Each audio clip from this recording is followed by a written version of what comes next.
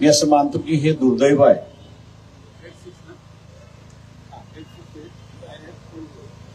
की जनतेला सांगावं लागते आपल्या पंतप्रधानाला की काहीतरी कारवाई कर.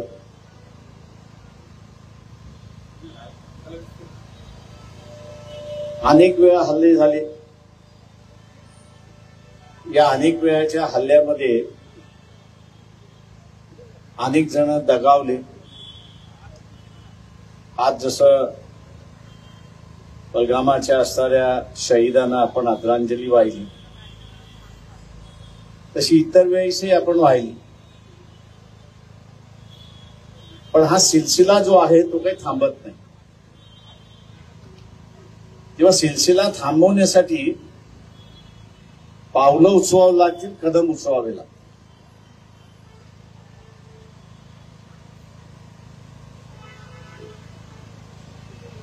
बिहारमध्ये दुसऱ्या दिवशी नरेंद्र मोदी सभेला गेले. त्या सभेतून त्यांनी असा इशारा दिला. अनेक जणांना असं वाटलं की आता कारवाई होणार, की अशी शिक्षा आम्ही देऊ की त्यांच्या ध्यानी मनी सुद्धा नसेल. आम्ही अशी शिक्षा देऊ त्यांना की त्यांच्या ध्यानी मनी सुद्धा नसेल. कुठली शिक्षा देणार, कशी देणार याचा तपशील आम्ही आपल्याला असणारा विचारत नाही, विचारणारही नाही. तो आपल्या अखत्यारीतला आहे, तो आपण आपल्या अखत्यारीमध्ये वापर करावा अशीच आमची असणारी इच्छा आहे. जे काही एकंदरीत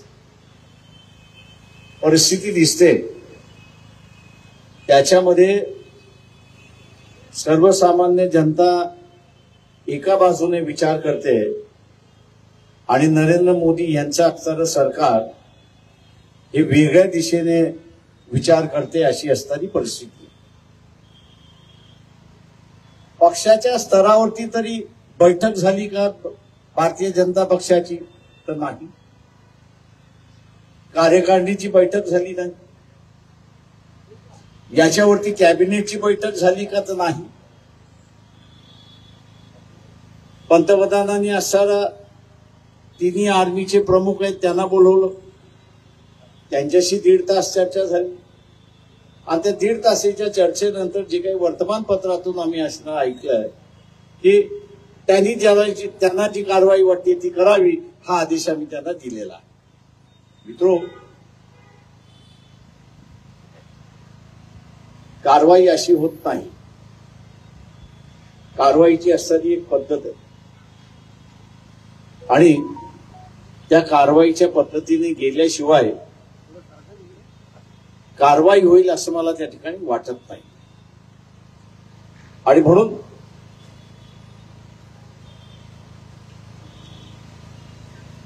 सरकार असं म्हणत असेल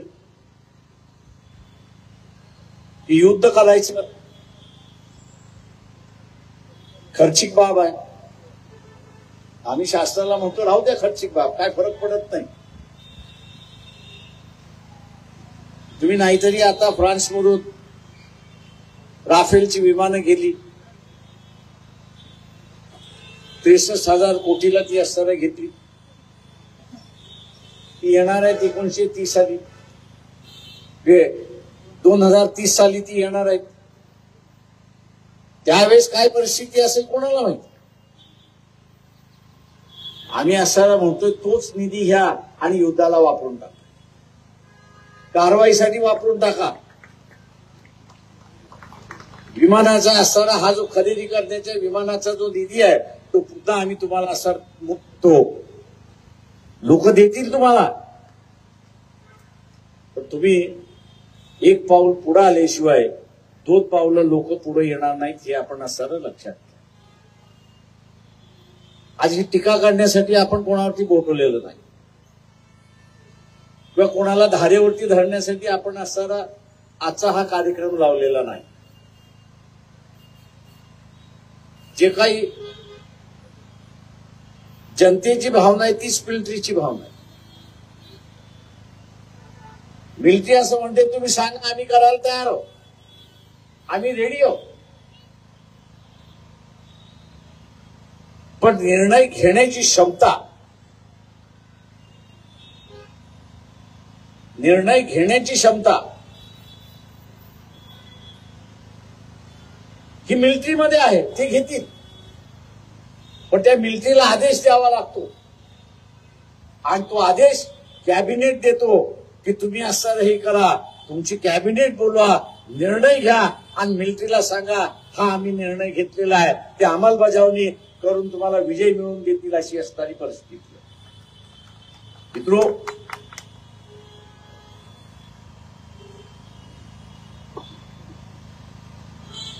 नेहमी असणारं इथलं वर्तमानपत्र एक आपल्याला सांगत असतं, टीव्ही सांगत असते की त्यांच्याकडे न्यूक्लिअर वेपन आहे.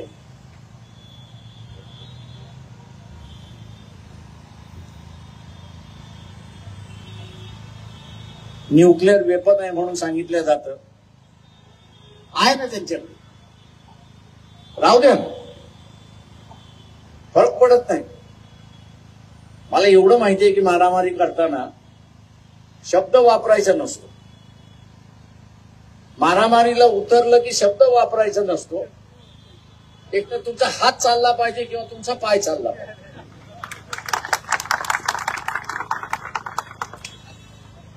आणि दोन्ही एका वेळेस चालू शकत असाल तर तुमचा विजय हा निश्चित आहे. काय का मग दहशत तुम्ही निर्माण. या पंतप्रधानांना आमचं एवढंच म्हणणं आहे की इंदिरा गांधींनी संधी मिळाली, 71 मध्ये संधी मिळाली, सगळे बांगलादेशी येऊ दिले. जेवढे यायचे होते तेवढे येऊ दिले आणि जगभर मग असताना भिक्षापात्र घेऊन गेले. आणि जगभर भिक्षापात्र घेऊन गेले. आम्ही 6 महिने त्यांना पोचलेला आहे. आमचा आता गोडाऊन खाली झालेला आहे. आता आम्ही यांना असणारा अन्नधान्य देऊ शकत नाही. जगाने आम्हाला अन्नधान्य दिल्याशिवाय आम्ही ह्यांना असणारा जगू शकत नाही. किंवा तुमची मदत ही आम्हाला अन्नधान्याची मदत नाही. जगाच्याही लक्षात आलं की 4 कोटी रेफ्युजी निर्वासित पोचणं हे काही सोपं नाही. हे सोपं नाही की. आणि 66, 67, 68, 69 कालावधीमध्ये भारतामध्ये 4 वर्ष सातत्याने दुष्काळ होता.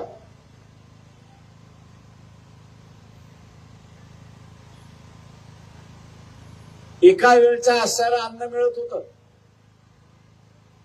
अशा असणाऱ्या परिस्थितीवरती मात करून भारताने स्वतःला असणारा अन्नधान्याचा गोदाम केला. परंतु या 4 कोटी जनतेला पोचताना ते गोदाम खाली झालं आणि जगातून मग आवाज निघायला लागला, आम्ही तरी किती द्यायचं. जगातून आवाज निघायला लागला की आम्ही किती द्यायचं. हा प्रश्न तुम्ही मिटवा, संपवा, तुम्हाला जे काही करायचं असेल ते करा. आणि कोराची ते इंदिरा गांधीच्या हातामध्ये अख्ख्या आंतरराष्ट्रीय संस्थेने दिला, आंतरराष्ट्रीय देशाने दिला, अमेरिका सोडून. त्यांनी उचलला, चेक आपल्या अकाउंटमध्ये टाकला आणि जनरल माणिकशॉ त्यावेळेस असणारे आर्मी प्रमुख होते. कॅबिनेटचा डिसिजन घेऊन बांगलादेशची असणारं एक राज्य जे ईस्ट पाकिस्तान त्यावेळेस होतं, ईस्ट पाकिस्तानचा नवा देश निर्माण करून मोकळा होता.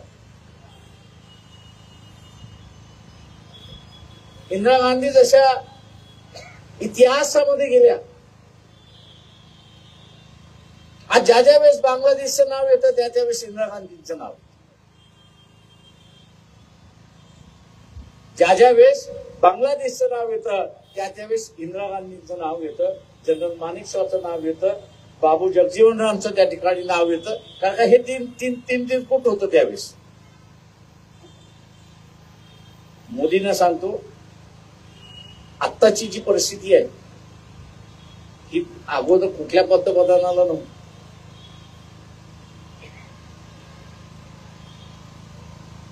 अगोदरच्या कुठल्याही पंतप्रधानाला ही परिस्थिती नव्हती. कारण मी एकदा नरसिंहरावशी बोलत होतो, बोललो सर आपने मोका छोडा. ते म्हटलं तुमचं म्हणणं बरोबर आहे, मोका सोडला, पण आपण घेरल्या किती गेलो असतो. आपण घेरल्या किती गेलो असतो. माझं नाव की घेराव याचा प्रश्न होता. मला घेराव तोडणं हा महत्वाचा होता आणि मी तो तोडला, अशी असणारी परिस्थिती आहे. आज जगत पाकिस्तानकडे बघत असताना एक टेररिस्ट राज्य म्हणून त्या ठिकाणी बघतो, टेररिस्ट निर्माण करणारी फॅक्टरी म्हणून त्या ठिकाणी असताना बघतोय. मोदीजी, आम्ही आपल्याला आवाहन करतो की ही संधी काही जणांच्या वाट्याला येते की इतिहासामध्ये आपलं नाव अजरामर काढण्याची संधी ही इतिहासामध्ये कधीतरी मिळते. ती आता तुमच्याकडे आलेली आहे. ती आता तुमच्याकडे आलेली आहे. मी ती पूर्ण मांडत नाही, पण कारवाई केली तर किती जण तुमच्या बरोबर उभं राहतील हे तुम्हालाच लक्षात येणार नाही. आणि जे भारतीयांच्या मनामध्ये आहे, त्या भारतीयांच्या मनामधलं जे आहे ते यशस्वी तुम्ही केल्याशिवाय राहणार नाही. पण निर्णय घेता आला पाहिजे.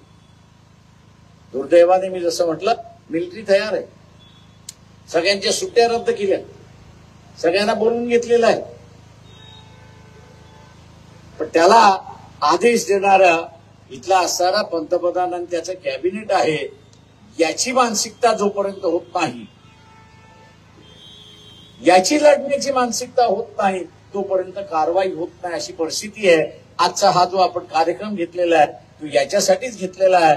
मोदीजी जे जमलेत ते आणि जे येऊ शकले नाहीत ते सगळे आपण जो निर्णय घेणार त्याच्या पाठीमागे आहेत. पण तो निर्णय नकारात्मक निर्णय असता कामा नये, न कारवाईचा निर्णय असता कामा नये. ती कारवाई झाली पाहिजे, हा निर्णय आपण घ्यावा ही अपेक्षा या ठिकाणी बाळगतो. आणि तीच भावना ही जनता आज आपल्याला असताना कळवते, कम्युनिकेट करते. त्याची भावना आपण राखावी अशी विनंती करतो आणि मी आपली रजा घेतो. जय हिंद, जय भीम.